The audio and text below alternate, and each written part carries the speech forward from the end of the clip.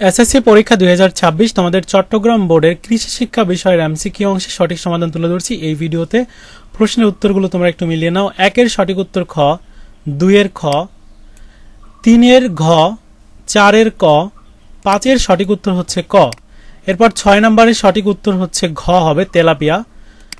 তারপর 7 নম্বর আমি দেখব, 7 নম্বরের সঠিক উত্তর হচ্ছে গ, 7 এর গ, 8 এর খ, 9 এর ক, 10 এর খ, 11 সঠিক উত্তর হচ্ছে ঘ এবং এইটার সঠিক উত্তর হচ্ছে গ 5 পাউন্ড।